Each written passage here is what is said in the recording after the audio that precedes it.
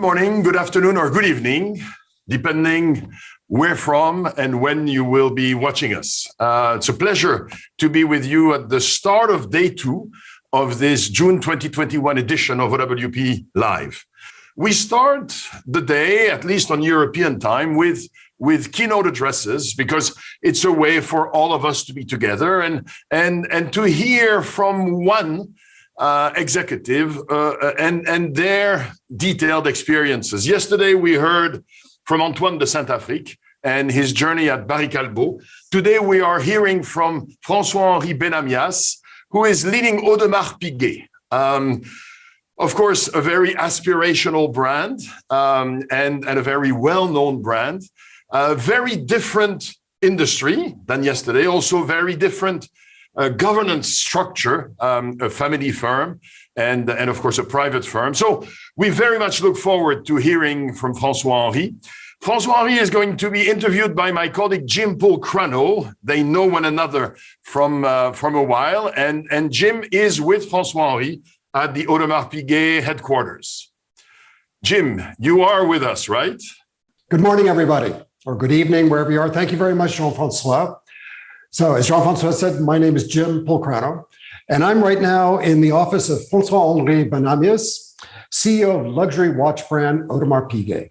Now, for some of you, maybe you don't know a lot about AP, so let me give you a few facts before we launch into our conversation. And let me say up front, I hope that you'll have some questions that you'll send in via chat that I can pose to François in addition to my questions. The company was founded in 1875 in the village of Le Brassus, which is where we are right now, in the Jura Mountains, about an hour from Geneva. The company is still in the hands of the founding families, Audemars and Piguet. AP manufactures and sells 42,000 luxury watch pieces each year and has a turnover of around $1 billion and had a record year of 1.2 billion Swiss francs last year in 2020. The company employs almost 2,000 people all over the world, many of them concentrated here in the beautiful Vallée du Joux. So I've had the privilege of collaborating with François and many of his colleagues for many, many years. But still, I have a few questions that only the gentleman sitting across from me can answer. Good morning, François. Good morning, good evening, good day, everyone. So one of the things that, just to clarify up front, is your eyes don't always look this way. No, even if some people have called me the Terminator, I'm just on my 4th eye surgery. So this is what it is. The eye is going to be right for a few more weeks, but we're going to be okay. We're fine. All right. Just want to get that out of the way so people weren't worried about what I'd done to you before this started. Now, you started your career with AP back in 1994, became CEO in 2012. For you personally, what were some of the most exciting moments of that 26 years? I would say the path, not where we are right now. It's a constant path and a constant evolution. When I started to work with Audemars Piguet, it was in France. We were selling the watches to retailers by hand. When the old sales rep, okay, we are carrying watches with us. Okay, we have all the issues with securities that we are facing right now, obviously. And when we would sell 1 watch or 2 watches in a day, it would be a miracle. Okay, so that was 1994. And in 1996, I moved here to Switzerland. And I moved first to Singapore for 1 year, then came back here to Switzerland, and eventually moved to the United States in 1999, where the brand didn't start from 0. It started with -4. Okay, we're on the basement because the brand has been damaged so much. We had 95 points of sale, and we are doing 6 million in revenue, which is nothing. And I was thrown out of stores by people when I was just mentioning that I was working for Audemars Piguet. So imagine the situation where, oh yeah, my name is François Bennahmias, I'm the new CEO for Audemars Piguet in the US. Audemars Piguet, get out. So what do you mean get out? Get out. We don't want to talk to you. That's the way. So that was the path to build slowly but surely the success of the brand. But you actually started your professional career before AP as a golfer, as a professional golfer. If I'm not mistaken, you were 25th on the French circuit. Which means very far in the world ranking. Okay, yes, let's make it all relative. Okay. But still, are there things from your career as a sports professional that you've brought into the world of management? First of all, I don't look at this as being two separate worlds. I always take still today examples from the sports world, okay, to the business side, because there are a lot of things that you have and you see in common. Typical example. 2 days ago, Switzerland beat France. Yay! Yes, I'm French, so trust me, there are a lot of people in the factory that came with the red flags and everything, which is fine. Switzerland was much better. Now, what am I doing since the defeat? I'm trying to read everything after on the interviews, whether from the players or the coach, of what went wrong. Because on the what went wrong, there are things we could actually see happening in business as well. And I know, because we have a meeting very soon with a lot of people from the company, I'm going to use that defeat from France as an example of something we have to pay attention to. Cool. How would you describe you as a leader? What is your leadership style? I would say very demanding, but very human driven. I always say it's all about people. It's always about people. It's not about the extra point of margin or the revenue or what you could do. It's how to put a team together. And sometimes it takes more time to do it right, but it's, in my mind, irrelevant when you work for a privately owned company. Yeah. Different story when you are a public traded company. But when you have that chance to be able to work with people and to grow organically, that's for me, that's the biggest reward. So when you say that you're challenging, tough, how would people that work with you personify that? Get ready when you are in front of François. You'd better know what you're talking about. Go straight to the point. Don't go with too many explanations. I'm pretty quick, and people love the fact that I make quick decisions. Yesterday, I was working with a team of your executives, and I asked them, what's the one thing I could do that might piss off François in this interview? Don't be gray. It's either black or white. Is that a fair assessment? Absolutely. And when people leave a meeting with me, no one ever says, I don't understand what he meant. Okay, which is pretty much, you're going to get exactly what you see, and it goes straightforward and quick. What if somebody comes in with an opposite opinion from yours? With what? If somebody has an opinion that's different from yours. I'm welcoming it. You have to understand, I don't have a single diploma. I didn't graduate at anything. So I learned everything either on my own or being in contact and asking questions to people. I'm a very curious person. So on a regular basis, I want to talk to people in different worlds because I want to learn. And I'm always welcoming different opinions, but come with the right arguments, and you could change, and I could change my mind. It's fine. Mm-hmm. Leadership is not about always being right or being the last one to decide. It's about making sure that you've got around you the right team of people that are willing to challenge you the right way and to make the company better, or to say sometimes, you're right, let's move. But it's always about accepting the fact that you can be challenged in your own confidence, and that's fine with me. Excellent. Now, you've been 26 years at AP. You've been through a few shocks. It's 27. 27 now. 1994, 2021, okay. That's 27. Okay, thank you. I got my facts wrong. My math wrong.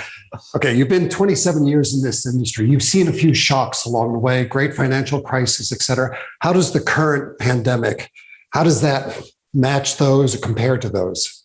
First of all, I don't think that from my generation, we've never experienced anything like COVID. And if you get to the younger audiences, obviously the same. So it has taught me two major things. One, the fact that we were resilient and we managed to weather the storm pretty well compared to others. What does it tell me? The fact that we are maybe a little bit more ready than others to weather the storm. Because the company did pretty well actually in 2020 when you in the big spectrum of things. We had to close for 2 months. We had a few issues here and there with people with COVID, but a very minimal amount. But at the end, what it created, it's even more of the sense of a group that would protect the Graal, which is our brand, Audemars Piguet. And would I want to go through this one more time? No, because this is very hard and it's going to remain being hard on many, many people down the road who are far from being done with this and all the consequences of what we are living with.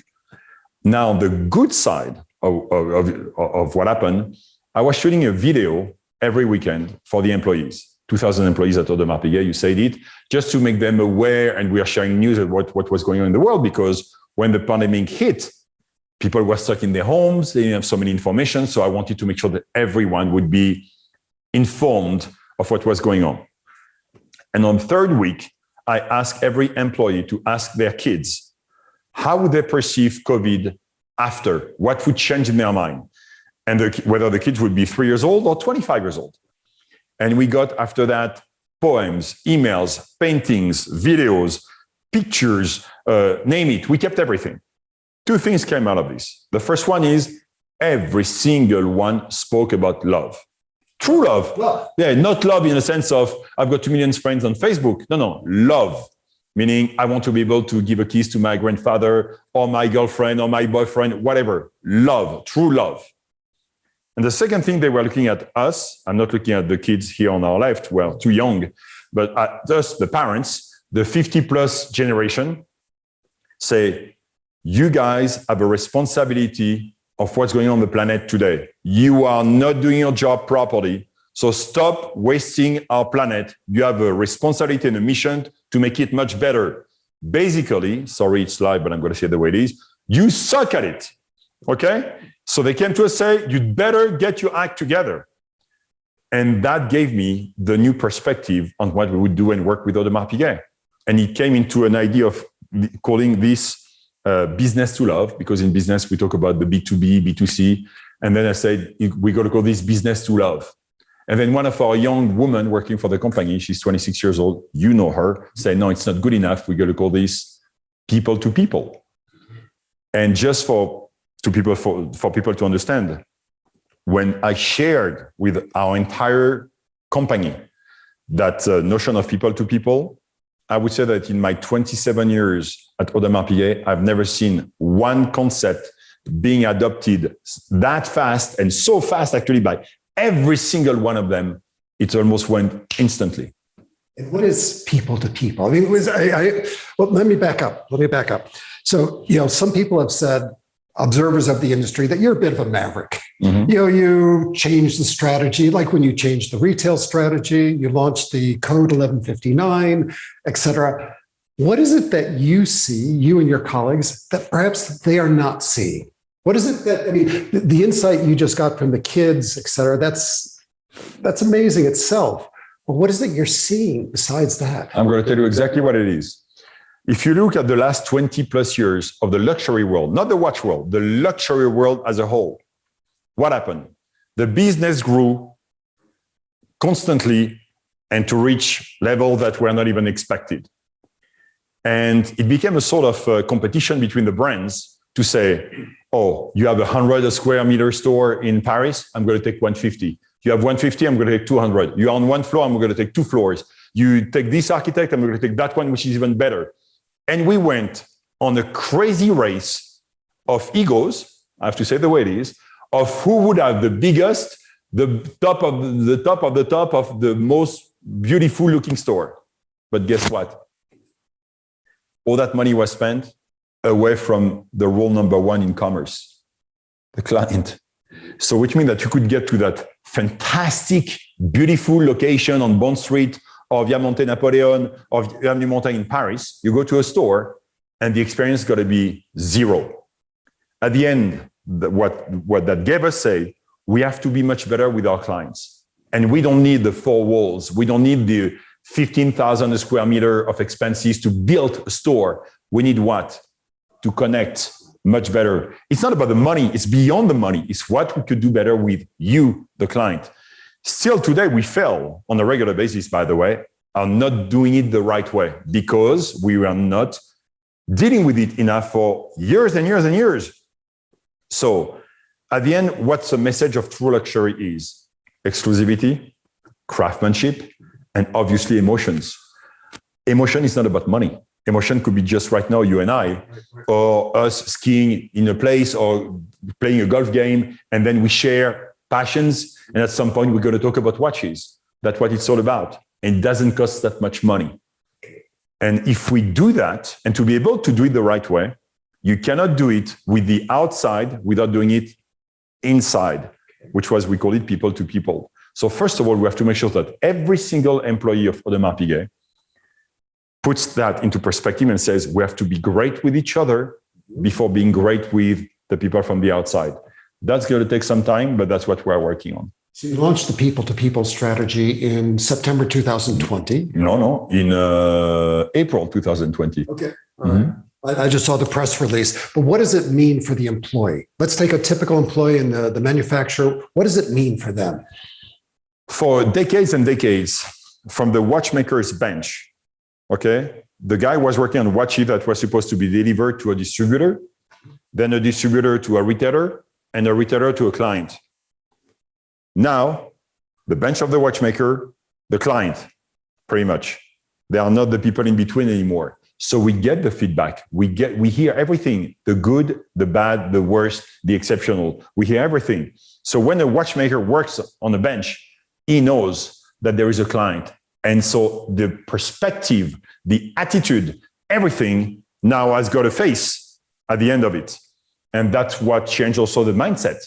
You know, when you work and you make these wonderful and beautiful objects and you don't see the end of it, basically. You don't know what's going to happen to the watch itself. Then yes, it's not because they've got the passion to do it right. But you know now there is a face. And some of these people will come and see and visit you and see what you do. It changed the perspective completely. I've got a couple of chat questions come in. First of all, one from Esther is just letting you know that she's super rooting for Switzerland to win. Okay. Good luck. Yeah, right. Justin, people tend to follow leaders they aspire or are inspired by. How do you ensure that you surround yourself with the right people? Do you personally get involved in the sourcing of employees?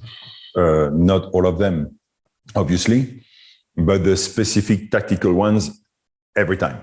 Yeah. Absolutely. And I've started something over a year ago now, where I took 6 young people from the company. We call them the Padawans. Padawans. Yeah, from Star Wars. Like that. Yeah. We just so people don't see it in the room, but we've got the leader of the Padawans behind us here. Yes, Yoda is everywhere. Yoda is everywhere. But the thing is, and they are between, let's say, 25 and 32 years old. And they come from different departments of the company, and they follow me pretty much on everything I do, because I want to teach them what is a real life of a CEO. Because yes, it's great to do the interviews or to be on stage and do this and do that, but at the end, there is a real backbone of the whole thing, which is a little bit more thorough and deep than they think. So now they're exposed to it on a regular basis. They love that. And they are the next leaders of the company. And so that sets a precedent to say, we want to give chances to people, not because of their age, but also because of their absolute talent. And we want to bring talent to the company. And do they ever come to you with suggestions? They're following you around. They watch what you're doing. They're listening in. They better. They better. They better. That's what they are for. If not, they have to come with things. Sure, on a regular basis. Okay. Got another question here. What is your supply strategy to maximize company revenue when the demand for the brand is so high? I heard people wait for more than a year to buy an AP watch. Any plan to increase manufacturing capacity? So first of all, we don't look at supply chain just to maximize either our profits or those type of things. I'm going to give you a perfect example. Today, there are a lot of watch companies that went outside of Switzerland, okay, just to get these extra points of margin. And for us, it's absolutely not acceptable. So we are very adamant on saying we gotta do everything, keep doing everything in Switzerland. We want to protect the know-how. These companies who have been in business for sometimes 100 years, 100 plus years, and this is the core of what Swiss watchmaking means. So at Audemars Piguet, all our suppliers are in Switzerland, and we really want to keep pushing, supporting, making sure that 50, 100 years from now, we'll still have these people around. Because if more brands are leaving the country to make things outside, then that's the potential death of the Swiss watchmaking industry. And in that respect, for us, it's a no-go. So we really push every single day to support, help all of these suppliers to make sure that we're going to be there for a long time. That's one. And the second thing is, yes, at some point, we're going to increase a little bit our quantities, but never to the point where suddenly the desirability would actually go down.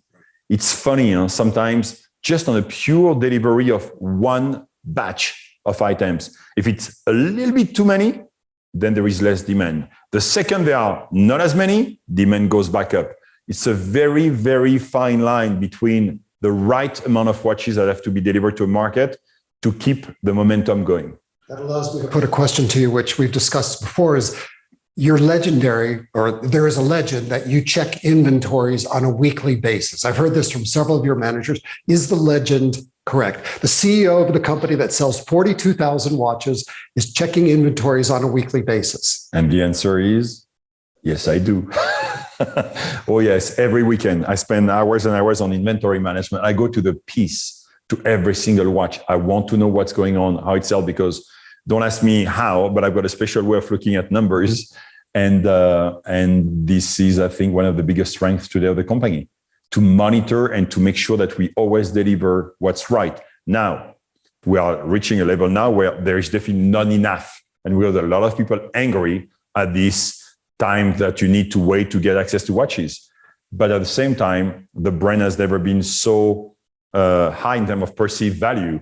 So there is, again, it's not that easy to put together. It's a fine line. We know we have to increase a little bit, but not that much.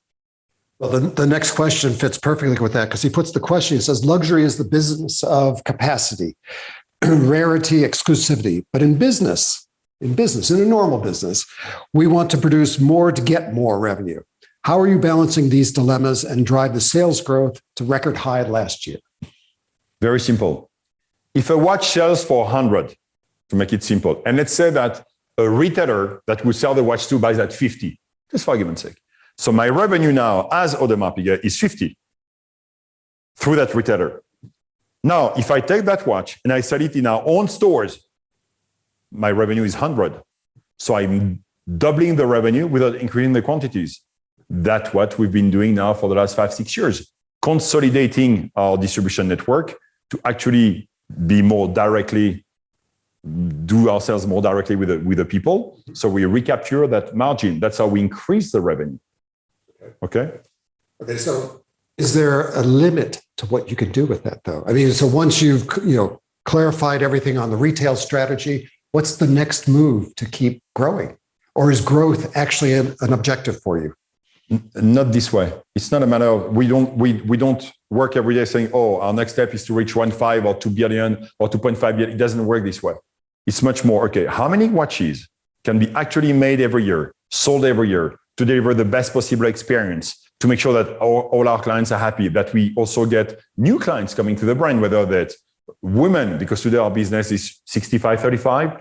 How could we bring more women to the brand? How could we bring more youth to the brand? All those type of questions.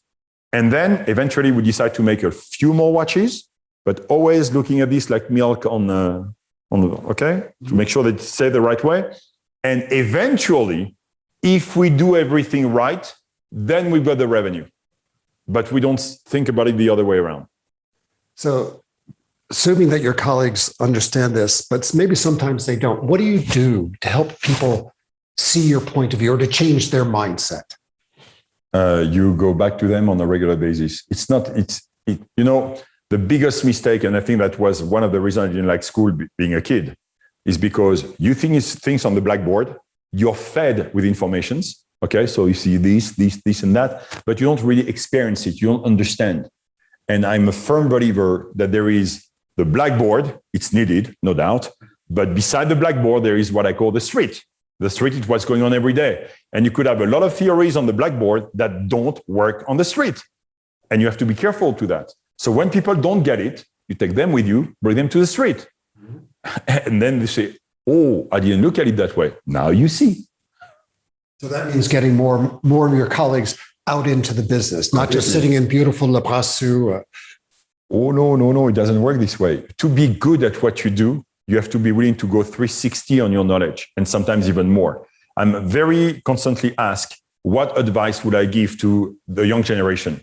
My number one thing, be curious of everything. I'm going to give you an example. Recently, a good friend of mine owns very high-end butchers in France, but very high-end, the Audemars Piguet of meat, if you want.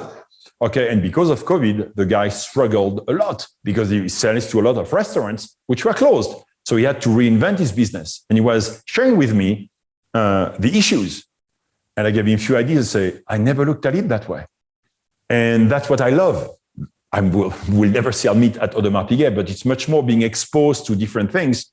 And sometimes something I'm going to learn from that place is going to help me from this place. So it's a matter of constant evolution and always being open to new ideas and new concepts. I mean, you obviously have curiosity, but you also have a ton of energy. I've seen that in every interaction. How do you maintain that energy, especially with what we've gone through with the pandemic? How do you maintain that energy? People. I love bringing people together. The biggest reward that I get as a boat captain, okay, I don't look at myself as a CEO. I don't like even the term. See on my email, my signature is head coach. Okay, head coach. Yeah, because I want to look at this like a sport thing, but it's people.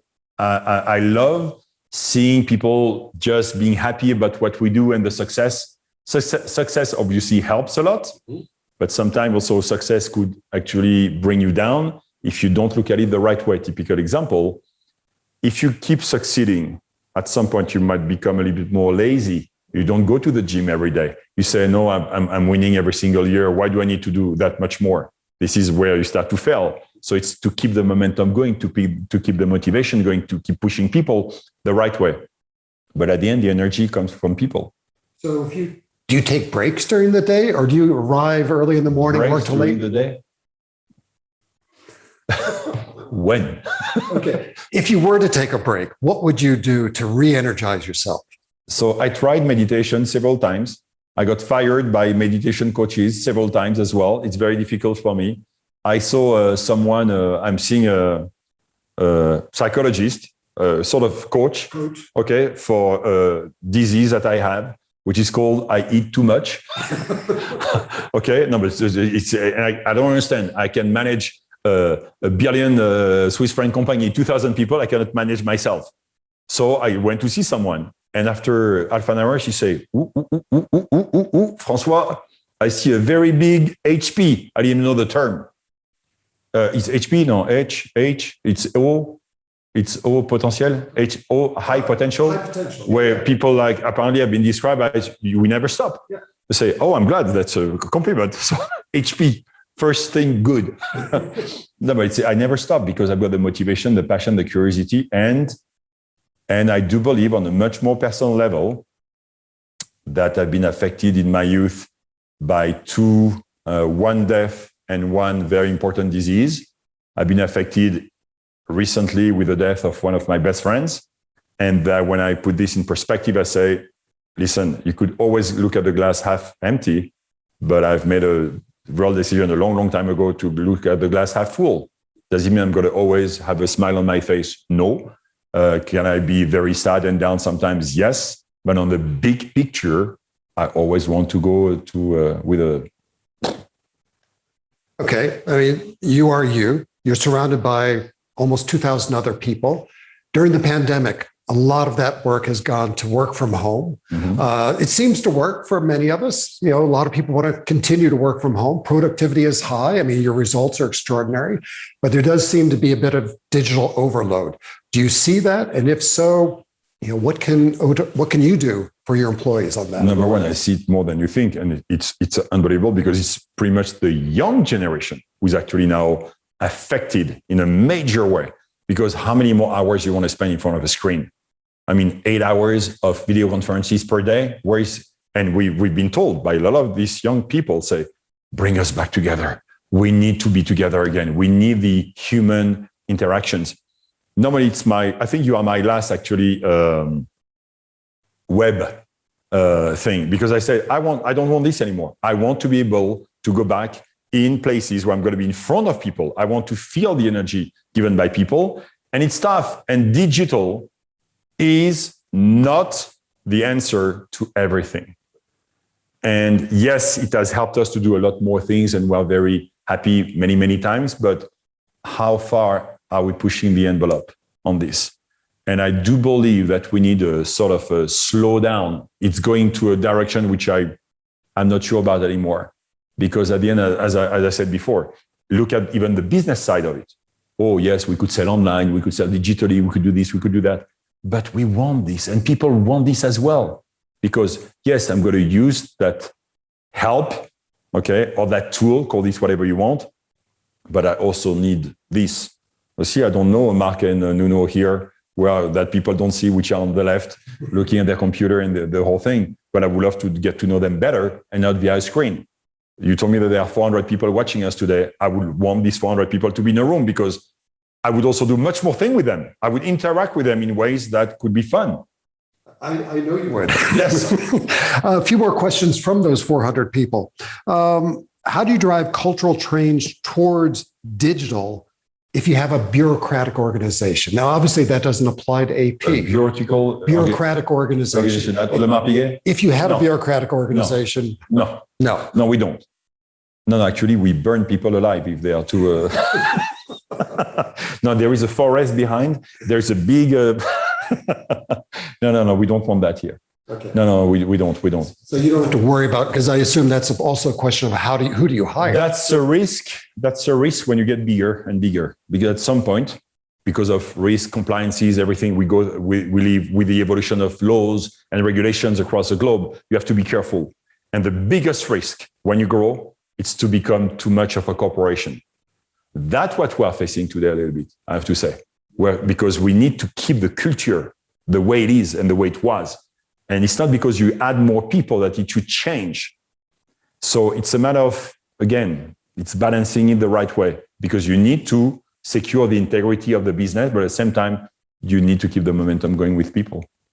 Questions come up actually several times. I knew it would come up, and you know it's going to come up. Timepieces hold great value in craftsmanship. What is your view on smartwatches and the challenge they may have to traditional timepieces? You've never had this question, right? Never. So I'm going to start with I'm going to ask you a question. So one of the last conference I made with people being live was in Taiwan, University of Taiwan, 160 kids, okay, in the room. And I always ask the same question. Who wears a smartwatch today? There were 160 kids. How many were wearing a smartwatch? 20, 50, 100. Okay. One. Yeah. One. And that one was an alumni, okay, 34 years old. Now I say, who is wearing a watch? 50% of them were wearing a watch. How many are wearing Audemars Piguet? 4. I say, out of 160, not bad. And normally when we do these conferences, at the end, we leave a special mailbox and we can, if people want to apply, and we can get the resumes. That day, we got 49 resumes. 49 out of 160 people. What does that mean? That yes, the smartwatches have arrived and disrupt completely the business. Much more on the low end than the high end.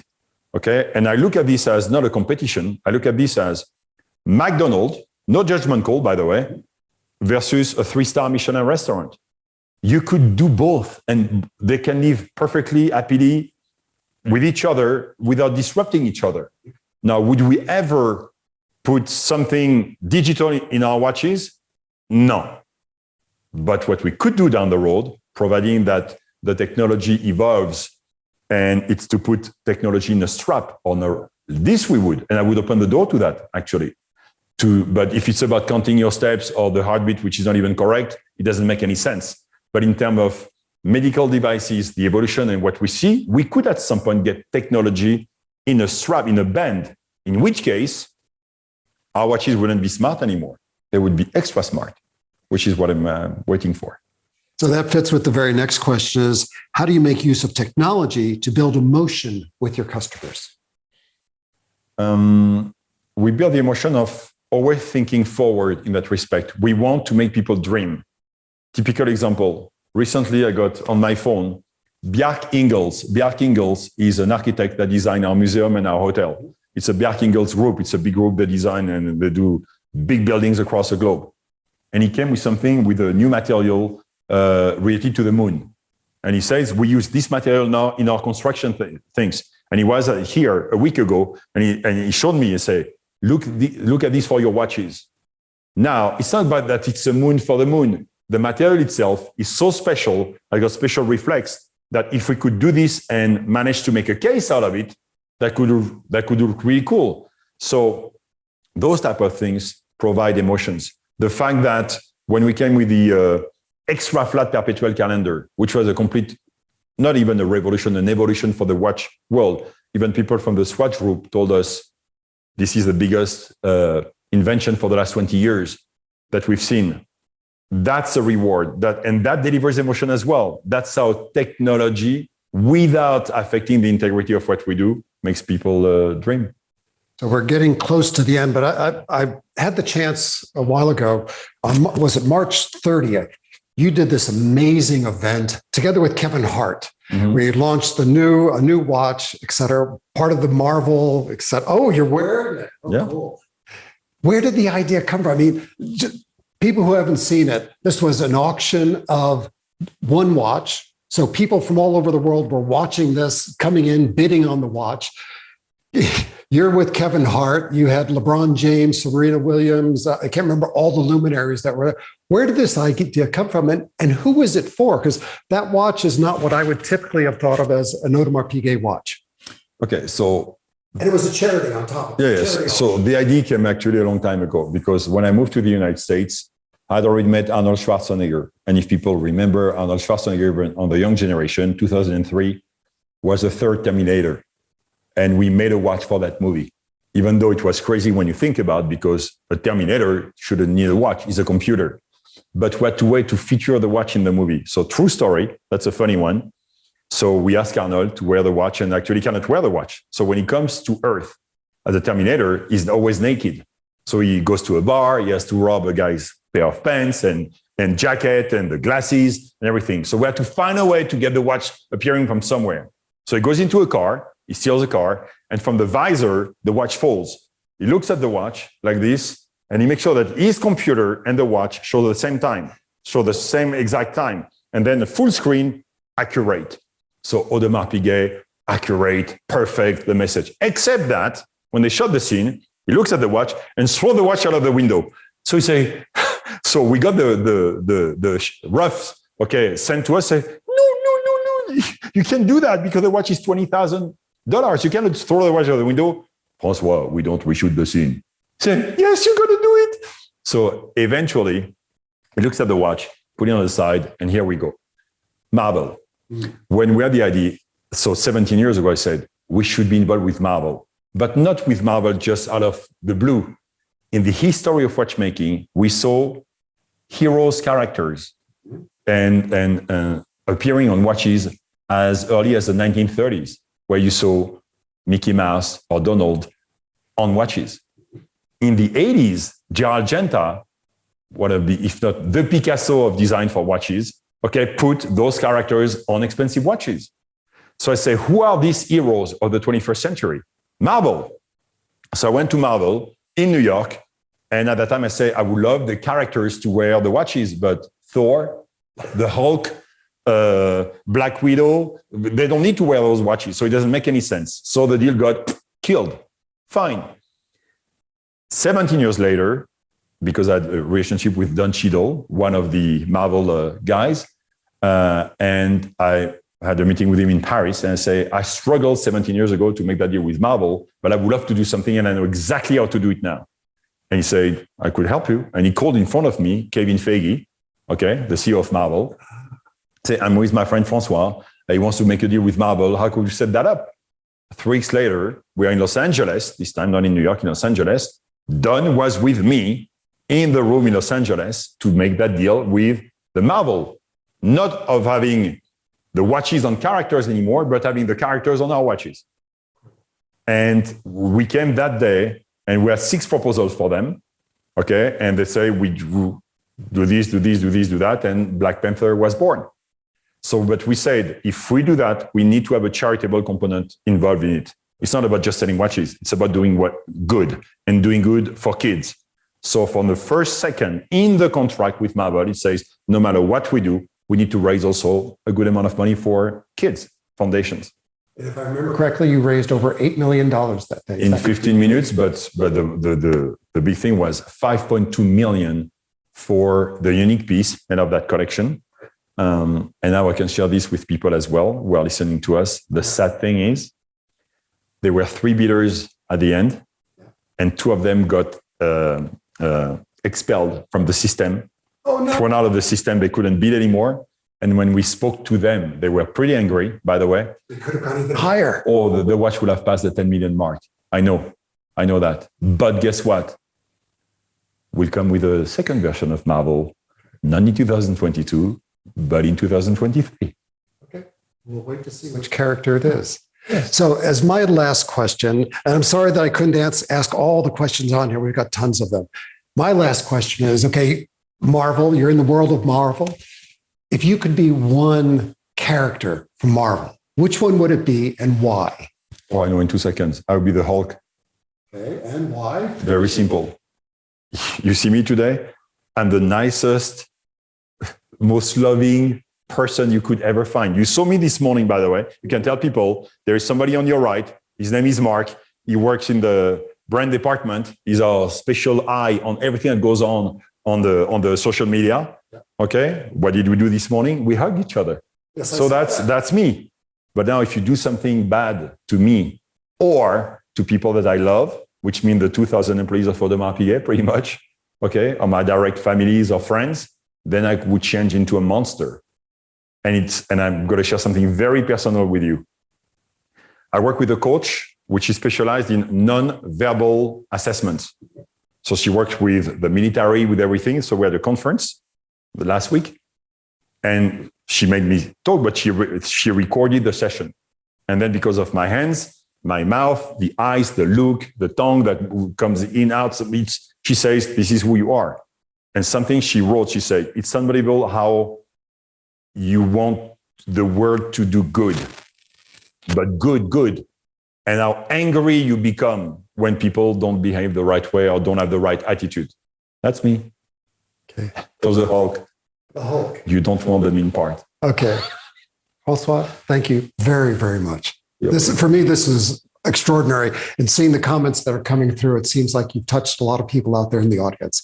Thank you very much. I look forward to seeing what the Maverick comes up with for the next change in strategy or the next change in brand at Audemars Piguet. And hopefully one day we're going to be able to sit in front of those people and have even more fun than today. Exactly. I'm sure of it. Ladies and gentlemen, everybody in the OWP audience, I hope you've taken a lot from this. This is a gentleman and a company that I think we can learn a lot from. So I hope that you've enjoyed it. And hopefully at some point we'll see each other together and you'll meet François face to face. Thank you very much, everybody.